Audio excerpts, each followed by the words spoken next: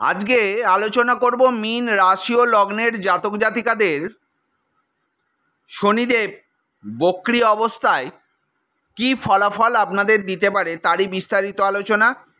13 জুলাই 2025 তারিখে শনিদেব মীন রাশিতে মানে আপনাদের রাশি ও লগ্নে বক্রী হবেন এবং এই বক্রীর দশা চলবে 28 নভেম্বর 2025 পর্যন্ত।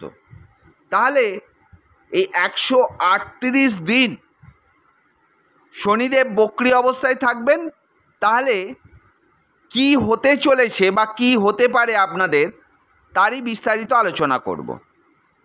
বিস্তারিত আলোচনায় যাওয়ার আগে যারা আমার চ্যানেলে প্রথম তারা অতি অবশ্যই চ্যানেলটিকে সাবস্ক্রাইব করে দেবেন, বেল আইকনটিকে প্রেস করে দেবেন, যাতে আগামী দিনে মীন রাশি ও লগ্নের জাতক জাতিকাদের জন্য নতুন কোনো ভিডিও ছাড়লে প্রথম নোটিফিকেশানটি আপনার কাছে পৌঁছে যায়। আর যারা বিভিন্ন দেশ থেকে আমার চ্যানেলটিকে সাবস্ক্রাইব করে নিয়মিত ভিডিও দেখছেন তাদেরকে জানাই অসংখ্য অসংখ্য ধন্যবাদ, কারণ আপনাদের লাইক সাবস্ক্রাইব আমাকে অনুপ্রেরণা যোগায় নতুন নতুন ভিডিও বানাবার জন্য। চলে আসি বিস্তারিত আলোচনায়। দেখে নিই আপনার স্বাস্থ্য কেমন থাকবে। শনিদেব বক্রীর অবস্থায় আপনার স্বাস্থ্যের উপর কিছু প্রভাব ফেলতে পারে, তাই কিছু শারীরিক সমস্যা দেখা দিতে পারে।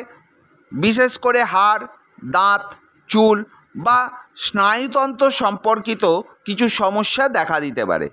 দীর্ঘদিনের কোনো পুরনো অসুস্থতা থাকলে তা আবার মাথাচাড়া দিয়ে উঠতে পারে। এই সময় নিয়মিত সুষম খাদ্য গ্রহণ করুন ও নিয়মিত শরীরচর্চা করুন। আর কোনো অসুবিধা হলে অতি অবশ্যই ডাক্তারের পরামর্শ নিন। দেখে নিই আপনার পরিবার ও মা বাবার দিক। পারিবারিক জীবনে কিছু অস্থিরতা দেখা দিতে পারে। ছোটোখাটো বিষয়ে নিয়ে কোনো ভুল বোঝাবুঝি বা মতবিরোধ হওয়ার সম্ভাবনা রয়েছে। মা ও বাবার স্বাস্থ্যের দিকে বিশেষ নজর রাখতে হবে। তাদের সঙ্গে সুসম্পর্ক বজায় রাখার চেষ্টা করুন এবং তাদের প্রয়োজনের মতো তাদের যেটা দরকার তার সহযোগিতা করুন। দেখে নিই আপনার প্রেম জীবন। প্রেমের সম্পর্কে কিছু জটিলতা আসতে পারে। ভুল বোঝাবুঝি বা সন্দেহের কারণে সম্পর্কে টানাপোড়েন হতে পারে।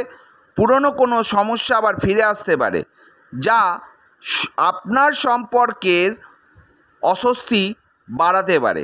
ধৈর্য এবং খোলামেলা আলোচনার এই সময় খুব অত্যন্ত গুরুত্বপূর্ণ। অবিবাহিতদের ক্ষেত্রে নতুন সম্পর্ক শুরু হতে দেরি হতে পারে বা সম্পর্ক এগোতে বাধা আসতে পারে।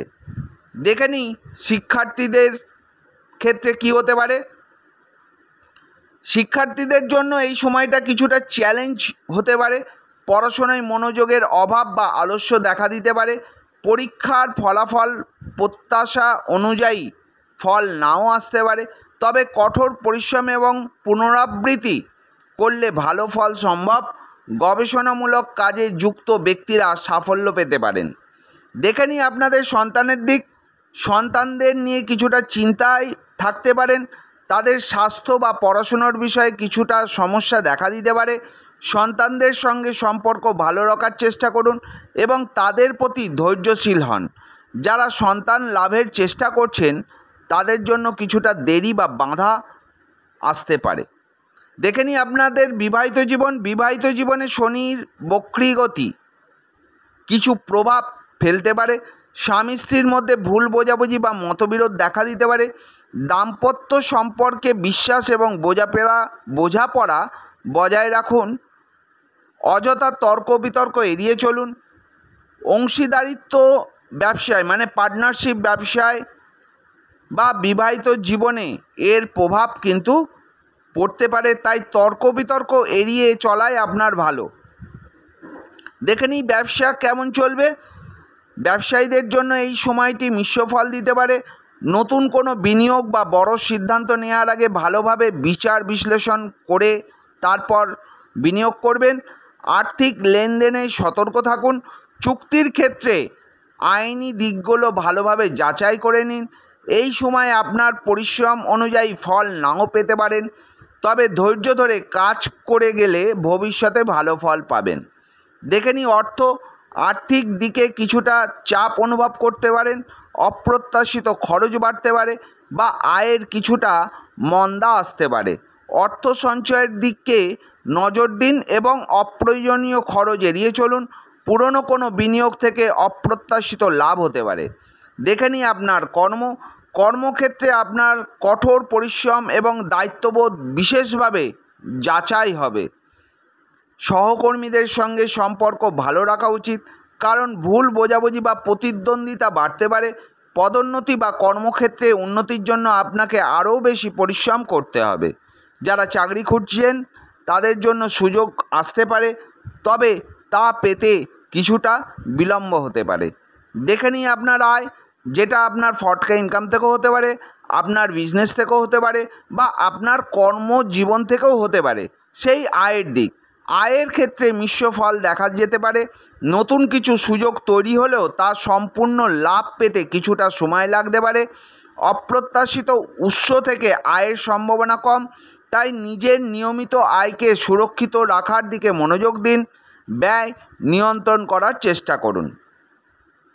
মীন রাশির জাতক জাতিকাদের জন্য এই সময় শনির বক্রী দশায় কিছু চ্যালেঞ্জ নিয়ে এলেও এটি আসলে আত্মপ্রতিফলন এবং আত্ম উন্নতির একটি সুযোগ। শনি কর্মের দেবতা, তাই এই সময়ে আপনার কর্মের প্রতি আরও বেশি মনোযোগী হওয়া উচিত।